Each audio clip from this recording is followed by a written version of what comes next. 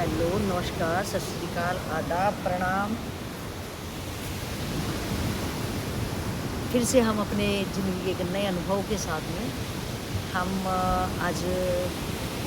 मिल रहे हैं आप लोगों के साथ में। ये मैं हूँ श्रीलंका और ये मेरे पीछे आप देख रहे हैं समुंदर और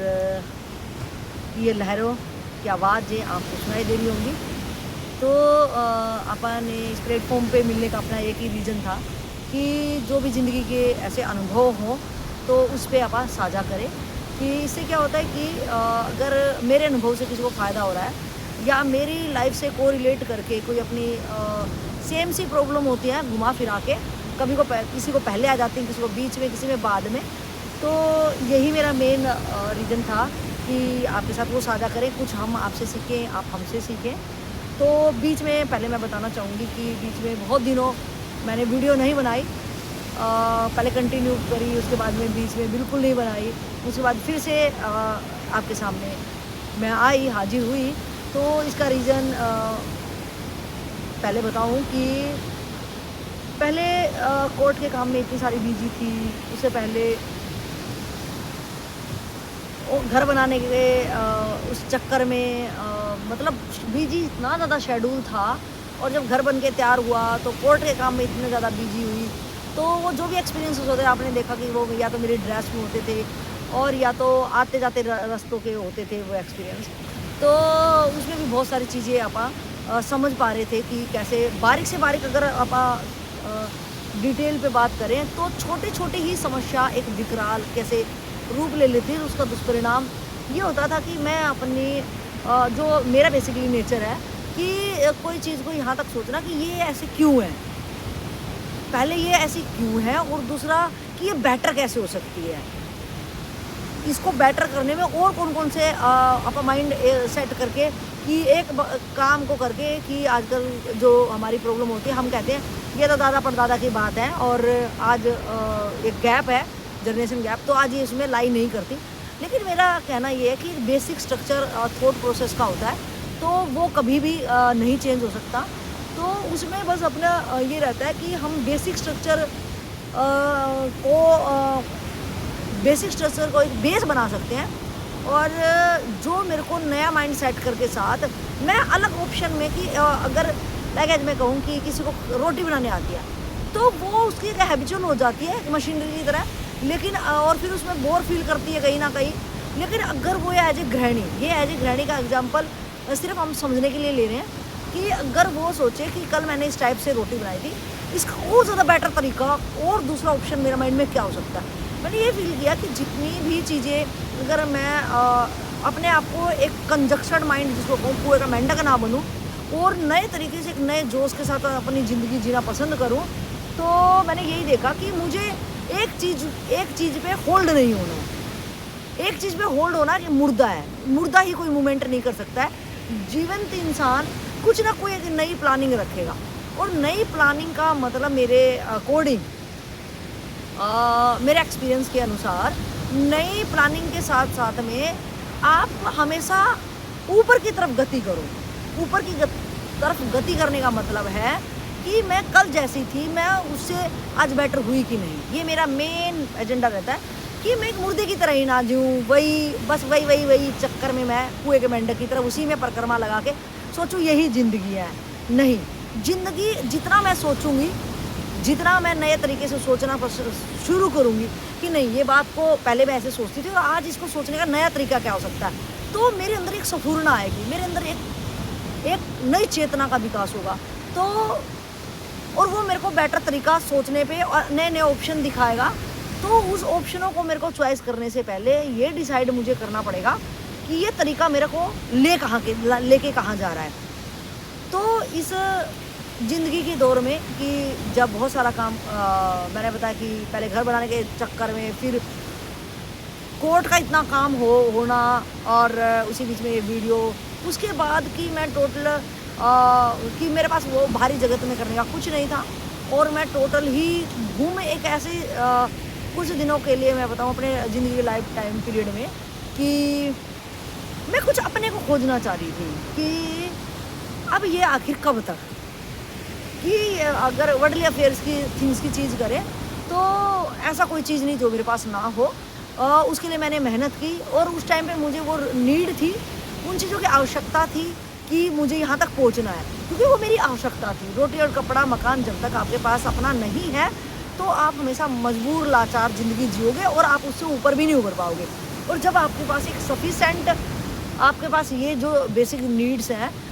कि आपके पास रोटी, कपड़ा और मकान की एक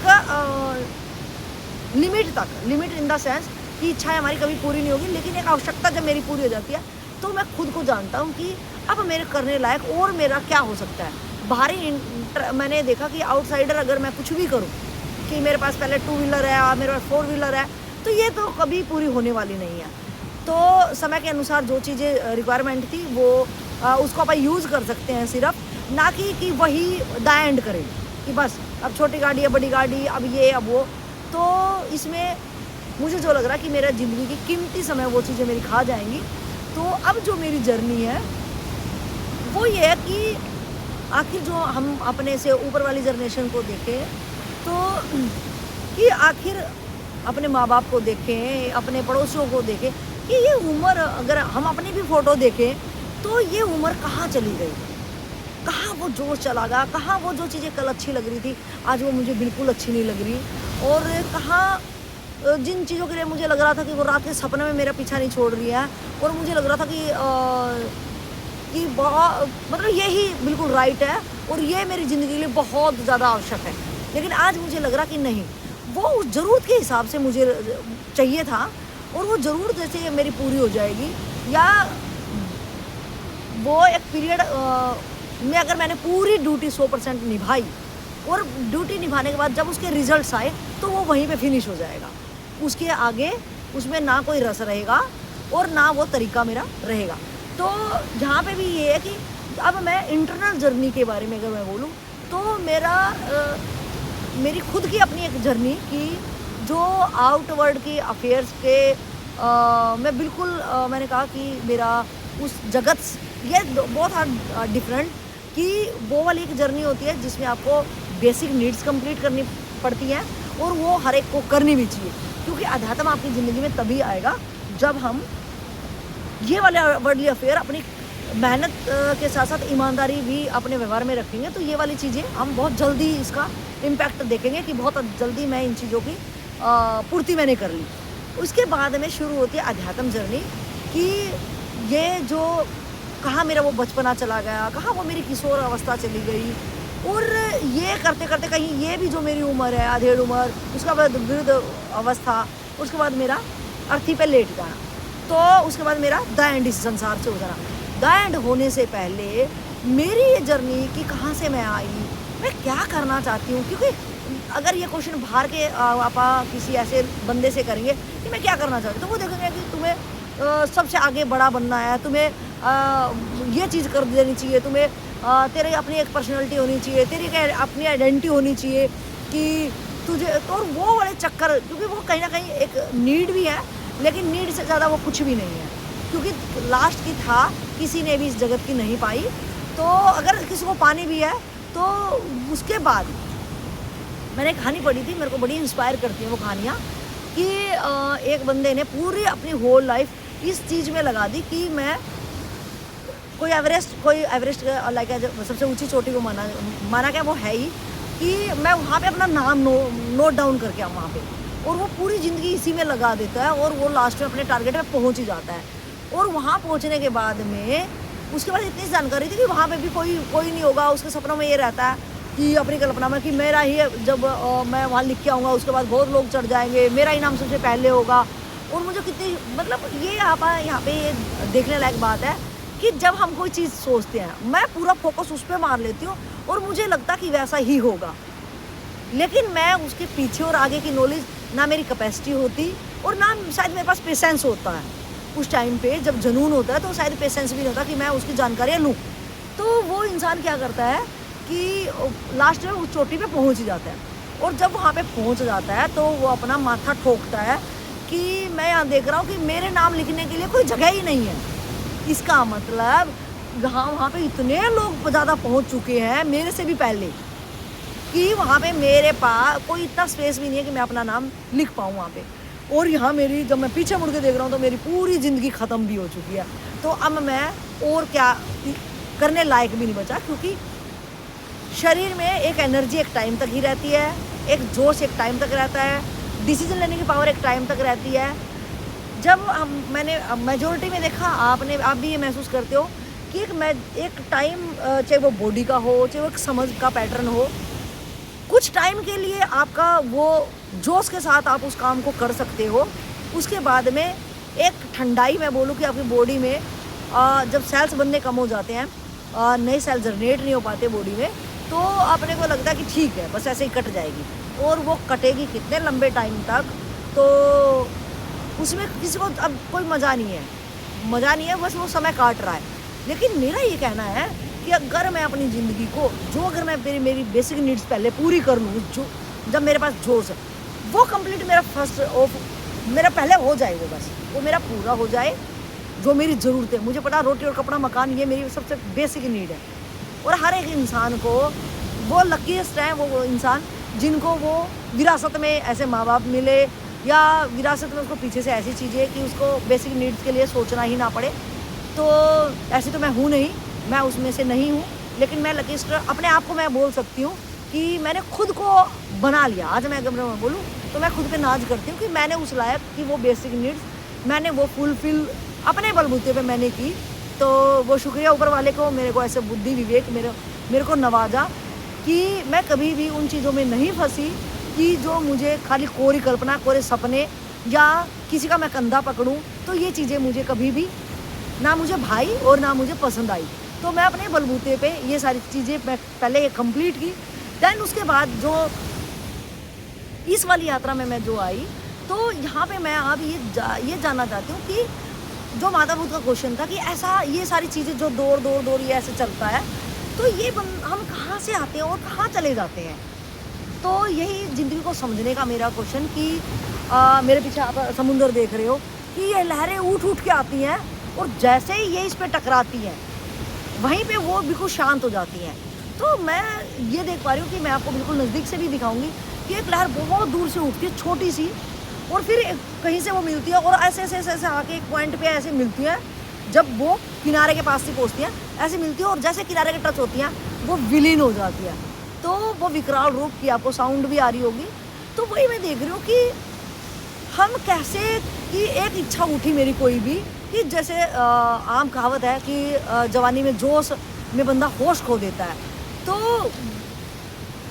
ये एक कहते हैं कि 2.5 दिन जवानी के सब में आते हैं, लेकिन ये एक नेगेटिव फॉर्म में बोला गया है। वो 2.5 दिन का मतलब एक टाइम पीरियड बांधा गया कि आपके एक जब आप किशोर अवस्था से इधर एंट्री करते हो तो आप एक जोश में होते हैं। जैसे ये लहरें उधर से आके बीच में बहुत जोश में आ जाती है, बहुत लंबी होती है, आवाज़ भी बहुत करती है, लेकिन उसके बाद धीरे धीरे जैसे किनारे की तरफ बढ़ती है वहीं ख़त्म हो जाती है। इसी तरह मैं अपनी ज़िंदगी को देख पा रही हूँ कि जो मेरा जवानी का टाइम पीरियड है, तो मुझे अपने जो नेचुरल अपने फिजिकल अट्रैक्शन हो, तो मुझे उस टाइम पे ये ध्यान रखना है कि अगर मेरी बॉडी के अंदर चेंज आए हैं या मुझे कोई चीज़ को अट्रैक्ट कर रही है मेरे को चीज़ें, तो वो भोगने से पहले वहाँ जो होश खोने वाली बात है कि मैं आखिर जा रहा हूँ, तो उससे कुछ कोई मेरे को चुंबक और लोहे वाली चीज़ें, अगर हम यहाँ कह सकते हैं कि कोई चीज़ें मुझे आसमात एकदम एक्सीडेंटली मुझे खींच रही है, तो वो जो मुझे खींच रही है उसमें मैं होश ना खो। होश का मतलब कि उसके भोगने में, जैसे ये बिल्कुल एक सॉलिड एग्जांपल हो सकता है कि पतंगा लाइट में एक पतंगा आता है, तो पतंगे को आग से बहुत प्यार है, उसके पास एक भोग का साधन है और वो उसमें जल के अपने प्राण दे देता है और उसको मिलता कुछ भी नहीं, लेकिन आग का आकर्षण इतना ज़्यादा है। तो इसी तरह मेरा ये कहना है कि उस टाइम पे जो आपको लग रहा है कि ये चीज़ मुझे अट्रैक्ट कर रही है, तो मेरा कहना है कि अगर आप पहली बार नहीं संभल पाओ, या तो आप पहले ही समझो कि ये हो क्या गया, जैसे ही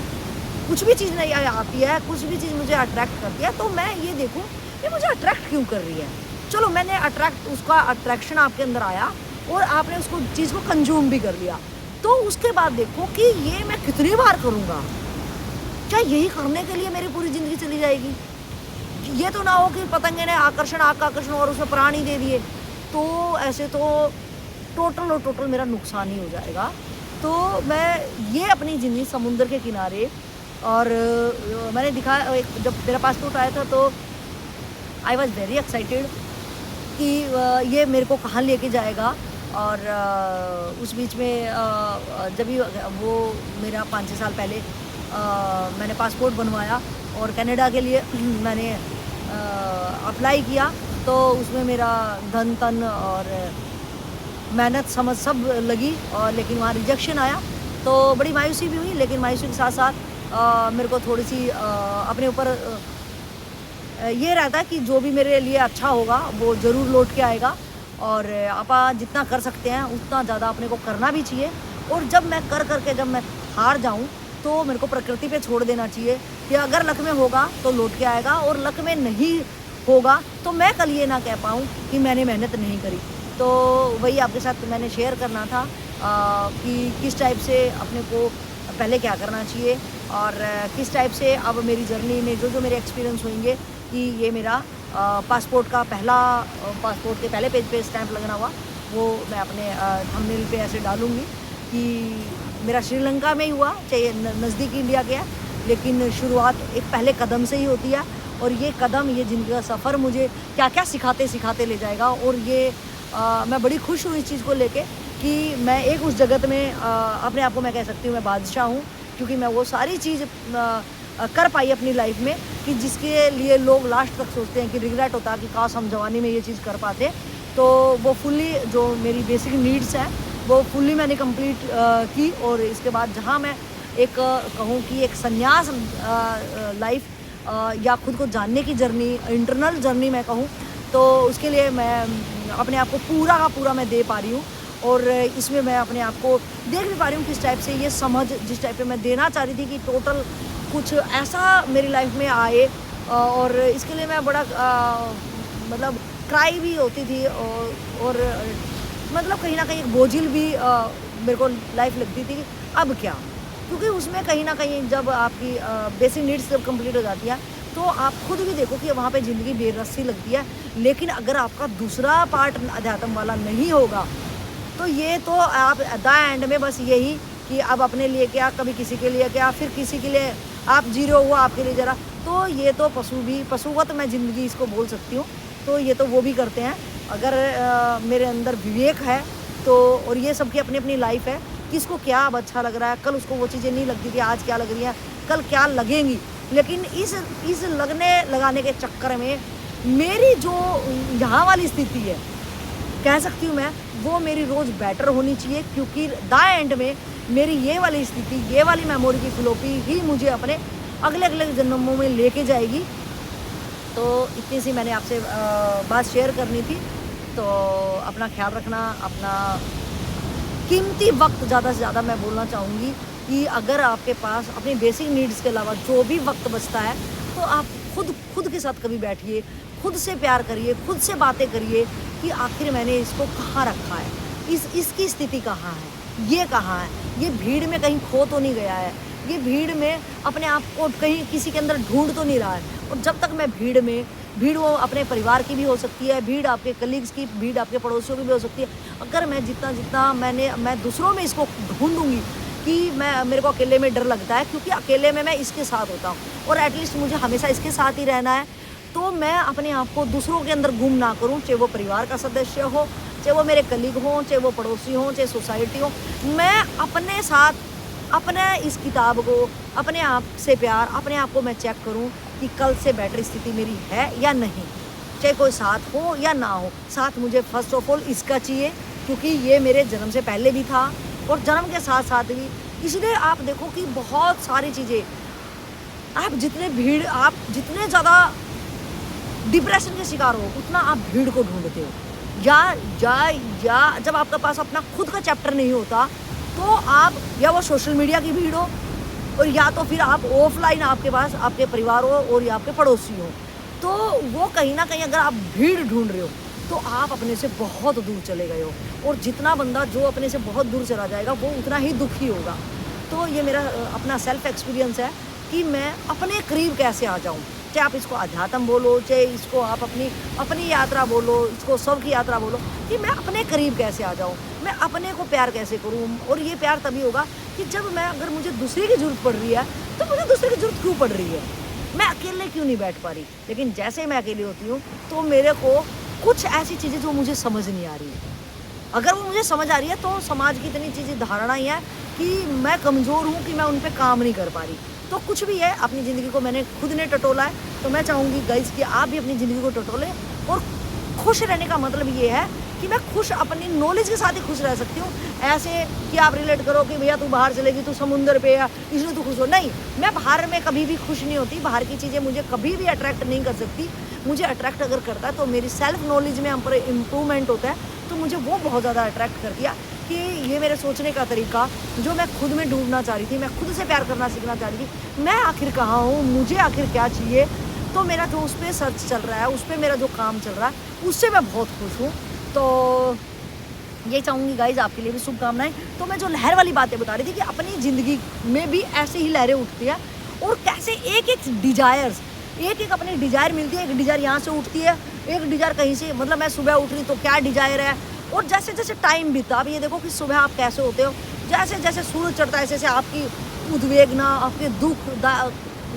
डिप्रेशन, तनाव, बहुत सारी चीज़ें आपकी ऐसे होती है। शाम तक आप इतने थक जाते हो उनको लेके, और शाम को फिर बस खा के और पड़ जाना होता है। तो मेरा ये कहना होता है कि ये बस यही सर्कल में मैं ना घूमूँ। यही मैं इन लहर से देख पा रही हूँ कि एक इधर से उठती है, इसी तरह मेरी ज़िंदगी में एक यहाँ से कोई बात उठी, एक कहीं से उठ गई बिना चाहे, एक इधर से फालतू की, एक इधर से, और फिर ये सब ऐसे कनेक्टेड। अभी मैं दिखाऊंगी आपको, लाइक कि बहुत बारीकी ऐसे उठती है, ऐसे उठेंगी, इधर से कोई उठेगी, और दूर दूर से मिलके ये ऐसे मिलेंगे, ऐसे झाल मारेंगे, और किनारे पे लाके बिल्कुल भैया उनकी टाई टाई फिस। तो इसी तरीके से मेरी इच्छाएं, मेरी मूर्खताएं, मेरी अज्ञानताएं, अगर मैं इनको दूर नहीं करूँगी तो ये मुझे यहाँ से उठाएंगी, यहाँ से तोड़ेंगी, इधर से अलग तोड़ेंगी, इधर से किसी की याद तोड़ेगी, इधर से कोई दुख तोड़ेगा, इधर से कोई और मूर्खता तोड़ेगी। और ये ऐसे से उठ के जब एक ऐसे सेंटर में मिलती है, और जब किनारा रूपी, जब मौत रूपी या वृद्धावस्था रूपी जब उस पर लगेंगी, तब वो सिर्फ वहाँ पे शांत इसलिए होंगी क्योंकि अब उनमें बल नहीं है। तो ये स्थिति मेरी ना आए, मैं अपनी सोच को इम्प्रूव करूँ। ये शरीर मेरे हाथ में नहीं है, कब ये बचपना था, कब ये किशोर था, कब ये जवान था, कब ये अभी इस अवस्था में, और उसके बाद में, ये जर्नी मेरे हाथ में नहीं है। लेकिन ये वाली जर्नी ये टोटली और टोटली मेरे हाथ में है। तो मैं इस वाली जर्नी पे ज़्यादा फोकस मारूं, क्योंकि ये वाली बॉडी, फिजिकल बॉडी, ये बिल्कुल नहीं है, इस पर मेरा कोई भी 1% भी अगर कोई चाहे कि मैं बहुत ज़्यादा पोषण दे के अपने शरीर को तंदुरुस्त कर लूँ, बहुत लंबे टाइम तक मैं जीऊँगा, लेकिन इसकी म्याद कहीं ना कहीं है हर चीज़ की, ये ख़त्म होगा ही होगा। इसके ख़त्म होने से पहले मैं अपने लिए क्या कर सकता हूँ, ये मेरे लिए एक कवर हो सकता है। ये मेरे लिए जैसे मंदिर एक बिल्डिंग है, मस्जिद एक बिल्डिंग है, लेकिन दिया उसके अंदर, एक दिया लो है, उसकी एक लिमिट है उस दिए की। तो ये बिल्डिंग के रहते रहते ये बिल्डिंग ढहेगा, ऊपर वाला कवर ढहेगा, एक लिमिट है। लेकिन उस जो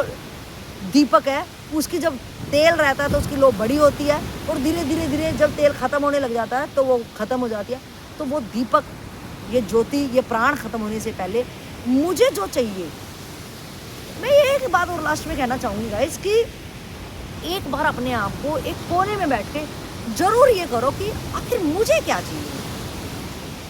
मुझे क्या चाहिए। क्योंकि इस बेचारेपन से मैंने कभी पूछा ही नहीं कि मुझे क्या चाहिए। बहुत ही दर्दनाक ये क्वेश्चन है कि मुझे क्या चाहिए, और जो मुझे चाहिए मैं दूसरों के अंदर क्यों ढूंढ रहा हूँ। आप ये कहोगे कि मुझे डिपेंड तो रहना ही पड़ेगा दूसरे पे, तो वो हमारे उस शब्द को मैं भोग कह सकती हूँ कि जहाँ मुझे खुद को छोड़ के दूसरों की अगर ज़रूरत है तो वो मैं कंज्यूम, अगर उससे कुछ भी कंज्यूम करना चाह रही हूँ, तो उस कंज्यूमिंग के टाइम पे अगर मैं ध्यान रखूँ कि कितनी बार मैं ये रिपीट करूँगी, कितनी बार, कि आपने देखा कि एक उम्र ख़त्म होने को होती है, एक इंसान की फिजिकल स्ट्रेंथ उसके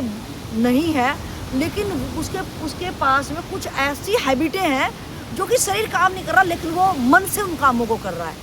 तो और वो उसको गिराते गिराते इतना गिरा देता है कि वो अगर छोड़ना भी चाहे तो उन आदतों को नहीं छोड़ पाता है। तो मैं ये कहना चाह रही हूँ कि